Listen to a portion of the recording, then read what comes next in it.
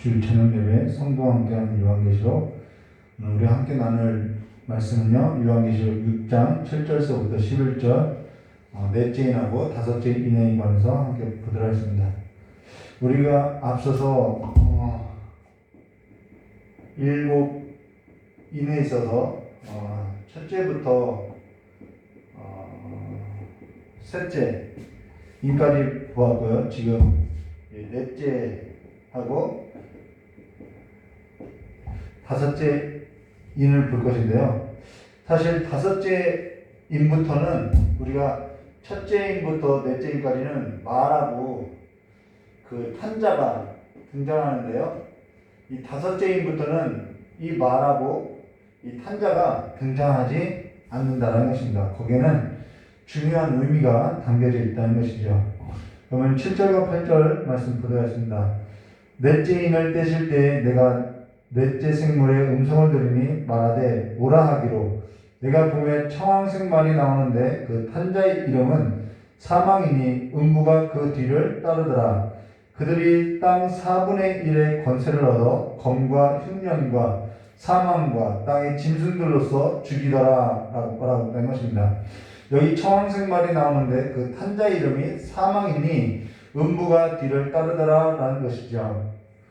근데요, 여기 청황색이라는 것은 어떤 색을 말하냐면은 사람이 죽으면은 핏기가 없이 푸르스름하게 되는데 그것이 청황색이라는 것입니다. 그러면서 그 탄자의 이름이 사망이라는 것이죠. 그리고 사망이라는 것은 곧 죽음이고요. 죽음을 말하고 또 죽음은 음부하고 동의어로서 사용된다는 것입니다. 근데 그들이 땅의 4분의 1의 권세를 얻어 검과 흉년과 사망과 땅의 짐승들로 죽이더라라고 하는데요. 여기 사용되는 표현은 성경에 자주 언급하고 있는 표현으로서요. 예레미야 14장 12절, 그들이 금식할지라도 내가 그 부르짖음을 듣지 아니하겠고 번제와 소제를 드릴지라도 내가 그것을 받지 아니할 뿐 아니라 칼과 기근과 전염병으로 내가 그들을 멸하리라. 여기 칼과 기근과 전염병으로 라는 표현이 있죠. 여기 예레미야서 21장 7절에 여호와의 말씀이라, 그 후에 내가 유다의 왕 시드기야와 그의 신하들과 백성과 및 이 성읍에서 전염병과 칼과 기근에서 남은 자를 바벨론의 느부갓네살 왕의 손과 그들의 원수의 손과 그들의 생명을 찾는 자들의 손에 넘기리니 그가 칼날로 그들을 치되 치근히 여기지 아니하며 국률이 여기지 아니하며 불쌍히 여기지 아니하리라 하셨느니라라고. 전염병과 칼과 기근, 이러한 표현은 하나님의 심판의 도구로서 자주 언급되는 표현이라는 것입니다. 자, 그러고 나서요, 여기 그들이 땅의 몇 분의 1이요? 4분의 1이 나온다는 것이죠. 그들이 땅 4분의 1의 권세를 얻어 검과 흉년과 사망과 땅의 짐승들로서 죽이더라라는 것입니다.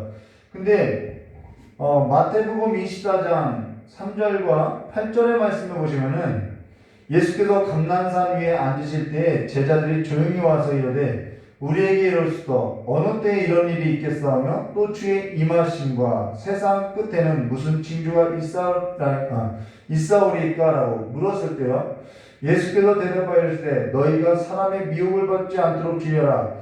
많은 사람이 내 이름으로 와서 이르되 나는 그리스도라 하여 많은 사람을 미혹하리라. 여기서 나는 그리스도라라는 것은 사실상 자칭 그리스도로서 적그리스도를 말하는 거죠. 그리고 난리와 난리의 소문이 듣겠으나 너희가 삼가 두려워하지 말라. 이런 일은 있어야 돼. 아직 끝은 아니라.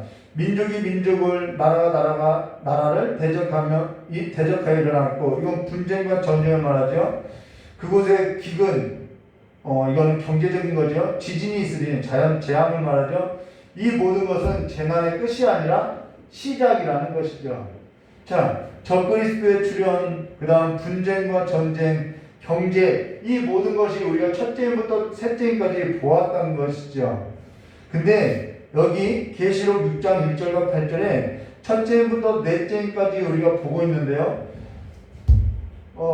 그들이라는 그들이 땅에 4분의 1의 권세를 가졌더라고 얻었더라고 이야기했죠. 근데 그들이라는 것은 단수가 아니라 복수로서 청황색 말을 말하는 것이 아니라는 것입니다. 그러면은 첫째인, 우리가 첫째인을 보았죠. 첫째인 흰말하고 그 탄자가 팔을 가졌고 면류관을 썼고 이겼고 또 이기려고 한다는 거 적그리스도를 말하고요. 둘째는 붉은 말이 나오는데 그 붉은 말하고 그 탄자가 땅에서 뭘 제했냐면 화평을 제하고 서로 죽이게 하고 큰 칼을 받았다라는 것에서 분쟁을 말했다라는 것입니다. 그리고 셋째인은 검은 말과 그 탄자가 손에 저울을 가졌는데 기근을 말했다라고 이야기했죠. 경제적인 용어라고 이야기했다는 것이죠. 그리고 넷째인은 청황색 말인데 그 탄자가 사망이라는 것입니다. 음부가 그 뒤를 따르다라는 거죠. 자, 그런데요, 그들이 지금 땅의 4분의 1의 권세를 얻어 검과 흉년 기근을 말하죠. 사망과 땅의 짐승들로서 죽이더라라고 한다는 것입니다. 그러고 나서 이 다섯째인은 말과 그 탄자가 언급이 없더라는 거예요. 이 말은 무슨 말하냐면요, 이 다섯째인은 이 첫째인부터 넷째인까지에 나온 말과 그 탄자가 나오지 않는 것으로서 무슨 주제라는 거예요? 이거하고는 다른 주제라는 것이죠. 다른 주제로서 이야기한다는 것입니다. 그러면은 첫째인부터 넷째인까지 그 말하고 그 탄자는 사실 어떠한 것을 말하면 같은 주제를 말하고 있다는 거예요. 같은 주제. 하나님의 심판의 도구로서 같은 주제로 하나의 그림에 있어서 각각 설명한 내용이라는 것입니다. 근데 말하고 그 탄자라는 것은, 이 말이라는 것은 달리는 것을 말하는 거죠. 말하고 그 탄자라는 것은 진행하고 있다는 것입니다. 그러면서 마태복음 24장 8절에 이 모든 것은 재난의 시작이라 했던 그것이 계시록 6장 7절과 8절에 와서는 그들이 땅의 4분의 1의 권세를 얻어라는 것으로서 지금 4분의 1의 권세를 얻어서 이러한 하나님의 심판으로서 행하고 있다는 것이죠. 우리가 지금 살아가는 삶을 보면은 이보다는 더한 것 같죠. 그만큼 하나님의 때가 가까이 왔음을 말해준다는 것입니다. 그러고 나서 그러면은 이게 지금 7이는 4분의 1인데 계시록 8장 6절과 9절 말씀을 보시면 7 나팔이 나오는데요. 7 나팔에 관해서 보면은 7 나팔을 가진 7 천사가 나팔을 불기를 준비하더라. 첫째 천사가 나팔을 부니 피 섞인 우박과 불이 나와서 땅에 쏟음에 땅의 몇 분의 1이요? 3분의 1. 땅의 3분의 1이 타버리고 수목의 3분의 1도 다 타버리고 각종 푸른 풀도 타버렸더라. 둘째 천사가 나팔을 부니 불붙은 큰 산과 같은 것이 바다에 던져짐에 바다의 3분의 1이 피가 되고 바다 가운데 생명 가진 피조물 때 3분의 1이 죽고 배들의 3분의 1이 깨지더라라고. 정말 이런 자연 재앙이 우리의 현실 가운데 보여주고 있다는 것이죠. 그리고 계시록 8장 10절과 11절 셋째 천사가 나팔을 부니 횃불같이 타는 큰 별이 하늘에서 떨어져 강들의 3분의 1과 여러 물샘에 떨어지니 이 별은 쓴쑥이라. 물의 3분의 1을 쓴쑥이 되매 그 물이 쓴물이 되므로 이제는 누가요? 많은 사람도 죽더라라는 것입니다. 자, 3분의 1의 재앙이 이제는 많은 사람도 죽더라라고 말하고 있다는 것입니다. 그러고 나서 계시록 16장 1절과 3절에 가면요, 이제는 7 대접이 나오죠. 7 인, 7 나팔, 7 대접 이렇게 나오죠. 계시록 16장 1절과 3절 말씀 보시면은 또 내가 들으니 성전에서 큰 음성이 나서 7 천사가 말하되 너희는 가서 하나님의 진노의 7 대접을 땅에 쏟으라 하더라. 첫째 천사가 가서 그 대접을 땅에 쏟음에 짐승의 표를 받은 사람들과 그 우상에게 경배하는 자들에게 악하고 독한 종기가 나더라. 둘째 천사가 그 대접을 바다에 쏟음에 바다가 곧 죽은 자의 피같이 되니 바다 가운데 모든 생물이 죽더라라고. 이제는 시작이 4분의 1이 되고 3분의 1이 되고 이제는 모든 생물이 죽더라라고 말하고 있다는 것입니다. 전에는 가축에게만 발병했던 재앙들이요, 이제는 사람에게까지도 발병되는 무서운 일들이 일어나고 많은 사람이 죽는 것에 관해서 우리가 목격하고 있다는 것입니다. 근데 사실 이 모든 것이 사람의 탐욕에서 나온다는 것이죠. 그러면서 사람이 심판을 받고 있다는 것입니다. 근데 지금 우리가 무엇에 관해서 나누고 있냐면 일곱 인에 관해서 나누고 있다는 거예요. 그리고 앞으로 일곱 나팔과 일곱 대접에 관해서 볼 거라는 것이죠. 그러면은 지금 우리가 일곱 인에 관해서 함께 나누고 있는데요. 그러고 나면은 일곱 나팔에 있어서 볼 것이고, 그러고 일곱 대접에 있어서 볼 것인데, 그러고 나면은 어떻게 되냐면은 이 모든 것이 끝나면은 이제 그리스도 안에 있는 자와 그리스도 밖에 있는 자로서 나눠지게 된다는 것입니다. 우리가 그것까지 이제 보겠죠. 그래서 재난의 시작이 있어서 재난의 끝이 있다는 것입니다. 자, 그러면은 9절 말씀 보도록 하겠습니다.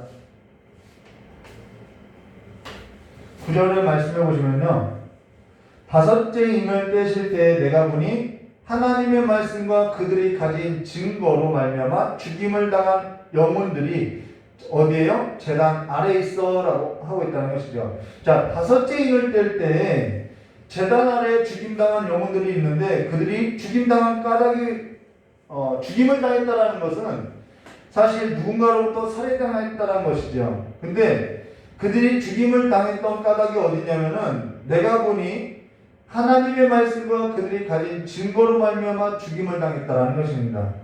그러면은 여기 그들이 가진 증거가 뭐냐? 예수라는 거죠. 하나님의 말씀과 예수, 그들이 가진 증거, 예수로 말미암아 죽임을 당했다는 것입니다. 이때는 로마 시대라는 거죠. 그래서 예수를 믿는 그리스도인들이 많은 죽임을 당했다는 것입니다. 자, 그들이 가진 증거는 예수 그리스도를 말하는 거죠. 예수를 주로 고백하는 신앙 고백임을 말해주고 있다는 것입니다.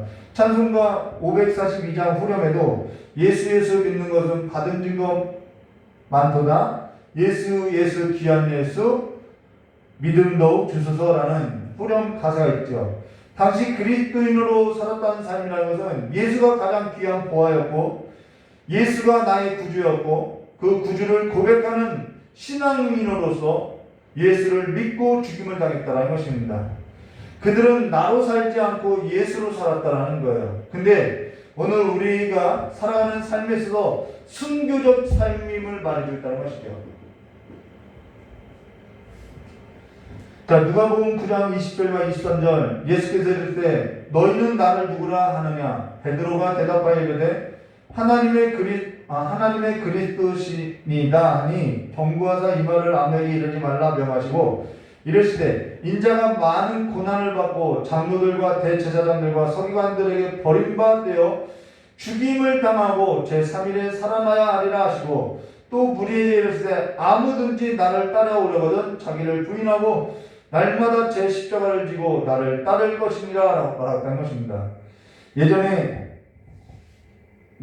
아무든지 나를 따라오려거든 자기를 부인하고 날마다 제 십자가를 지고 나를 따를 것이니라 라고 이 말에 있어서 제가 어렸을 때 오해를 해가지고, 예수님을 따라가려면 자기 부인하고 함께 가야 하는구나 라고 생각하고 기도했던 적이 있는데요. 이것은 그런 말이 아니죠. 자기 자신을 내려놓고 자기 자신을 죽이고 살아가는 삶을 말하는 거죠. 근데 지금 계시록 6장 9절에 무엇이냐면 제단이 있다라는 것입니다. 계시록 6장 9절에 제단이 있는데, 이 제단은 땅에 있는 제단이 아니라 어디에 있는 제단이냐면 하늘에 있는 제단이라는 거예요. 그러면서 히브리서 9장 24절과 26절에 그리스도께는 참것의 그림자인 손으로 만든 성소에 들어가지 아니하시고 바로 그 하늘에 들어가사 이제 우리를 위하여 하나님 앞에 나타나시고 대제사장이 해마다 다른 것의 피로써 성소에 들어가는 것 같이 자주 자기를 드리려고 아니하실지니, 그리하면 그가 세상을 창조한 때부터 자주 고난을 받았어야 할 것이로되 이제 자기를 단번에 제물로 드려. 예수님께서 이 땅에서 십자가에 죽으신 것은요, 자기를 단번에 제물로 드려 죄 없이 하시려고 세상 끝에 나섰는데, 그가 일찍 죽인다고 했는데 그가 어디에 들어갔냐면 하늘에 들어갔다는 것입니다. 하늘에 들어가서 하늘 제단에서 죽임을 당했다라는 거죠. 하나님 앞에 대속의 제물로서 드려졌다는 것입니다. 그래서 그리스도께서는 참것의 그림자인 손으로 만든 성소에 들어가지 아니하시고 바로 그 하늘에 들어가사 일찍이 죽임당하사 죽은 자 가운데서 다시 살아나셔 부활의 첫 열매가 되셨다는 것입니다. 그러면서 그가 죽임을 당할 때 우리도 다 그 제단 아래에서 함께 죽임을 당하고 함께 주님과 함께 부활한 하나님의 자녀들이라는 거예요.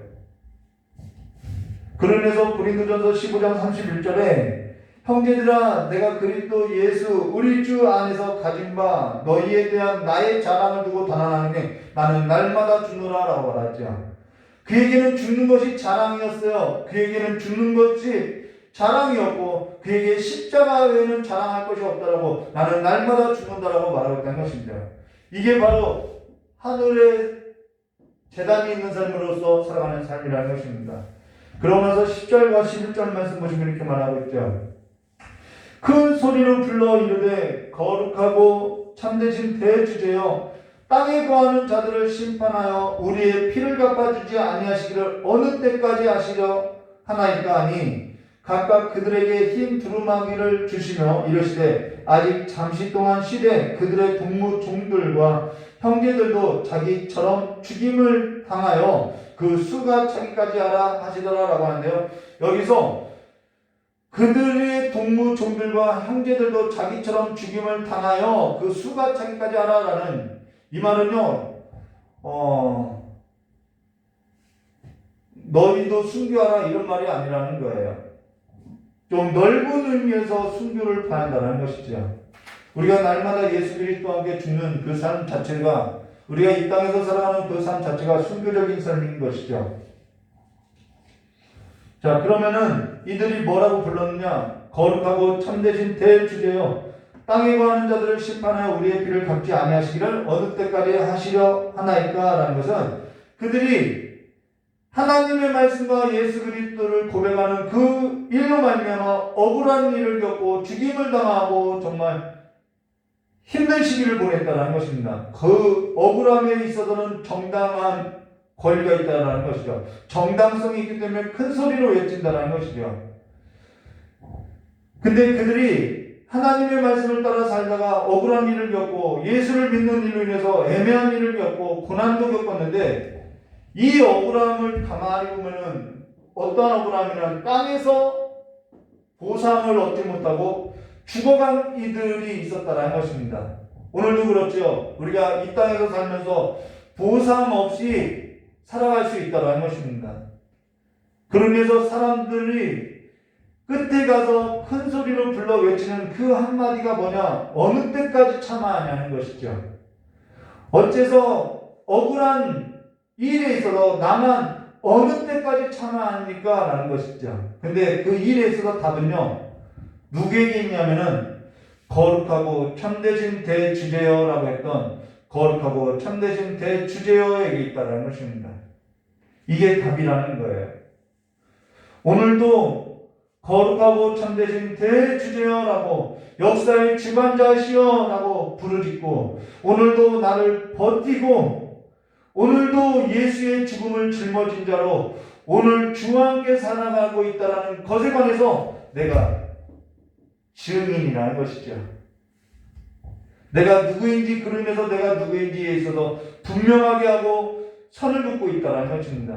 그게 아니라고 한다면 저와 여러분이 그리스도 바깥에서 있는 자로서 땅에 거하는 자들로서 살아가면 된다는 거예요. 자, 그러고 나서 11절 말씀 보도록 하겠습니다. 각각 그들에게 흰 두루마기를 주시며 이르시되 아직 잠시 동안 쉬되 그들의 동무 종들과 형제들도 자기처럼 죽임을 당하여 그 수가 차기까지 하라 하시더라 한다는 것입니다. 여기 앞서서도 언급했듯이 아직 잠시 동안 쉬되 그들의 동무 종들과 형제들도 자기처럼 죽임을 당하여 그 수가 차기까지 하라라는 것은 일부 극단적인 그런 해석의 방법을 선택하는 이들과 같이 순교를 조장하는 그러한 내용이 아니라 오늘 순교적인 삶으로서 살아가는 예수 그리스도와 함께 죽고 예수와 함께 살아가는 삶으로서 예수 안에서 구원 얻을 자가 남아있다라는 표현이라는 것입니다.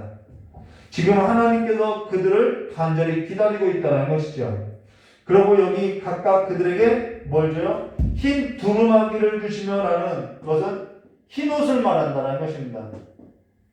자, 계시록 19장 7절과 8절 우리가 즐거워하고 크게 기뻐하며 그에게 영광을 돌리세 어린 양의 혼인 기약이 이르렀고 그의 아내가 자신을 준비하였으므로 그에게 빛나고 깨끗한 세마포 옷을 입히도록 허락하였으니 여러분 흰 옷은 내가 취해서 입는 것이 아니라 하나님께서 우리에게 입혀주시는 옷이라는 거예요. 허락해주는 옷이라는 것이죠. 이 세마포 옷은 성도들의 옳은 행실이다 하더라라고. 여기서 성도들의 옳은 행실은 우리의 어떠한 행위를 말하는 것이 아니라 하나님께서 법적으로 옳다라고 해준 선언임을 말하고 있다는 것입니다. 법적으로 혼인서야겠다라는 거예요. 그래서 오늘 에베소서 5장 23절 이는 남편이 아내의 머리됨이 그리스도께서 교회의 머리된 것 같으니 그가 바로 몸의 구주시나. 이 당시에 그리스도인들은 예수가 자신들의 구주임을 고백하고 살았다는 것입니다. 그가 교회의 구주시라는 거예요. 그래서 교회에 있어서 가장 중요한 덕목은 순결이고 성결이고 정결이고 그리스도의 아내로서 주께 복종하는 삶임을 말해준다는 것입니다. 끝까지 거룩하고 참되신 대주제여라고 외칠 수밖에 없는 그 삶 가운데서 그리스도의 아내로서 정결한 자로서 주와 함께 살아가는 증거를 갖고 살아가는 삶으로서 하나님의 말씀에 있어서 읽고 듣고 이 기록된 것을 지키는 복된 자들이 되시기를 주님의 이름으로 축원합니다. 이 시간에 잠깐 기도하도록 하겠습니다. 참 좋으신 하나님 아버지, 혼탁한 세상 속에서 우리를 그 죄악된 세상 가운데서 건져주셔서 그리스도의 피로 씻어주시고 그리스도의 피로써 새 언약을 맺어서 예수 그리스도의 아내로 어두운 삶 가운데서 다니지 아니하게 하시고 예수와 함께 빛의 자녀로서 살게 해주시는 참으로 감사합니다. 이제는 그리스도의 그 정결한 아내로서 그리스도를 맞이할 준비를 하며 빛에 다니는 자와 같이 단정하게 하며 슬기로운 자가 될 수 있도록 복을 내려주시길 간절히 원하오며 날마다 다시 오실 주님을 사모하며 살아가는 귀하고 거룩한 하나님의 백성들이 될 수 있도록 그리스도의 정결한 아내가 될 수 있도록 복을 내려주시길 간절히 원하오며 기하신 예수님의 이름으로 축복하며 기도드리옵나이다. 이것으로 주일 저녁 예배 성도와 함께하는 요한계시로 마치도록 하겠습니다. 감사합니다.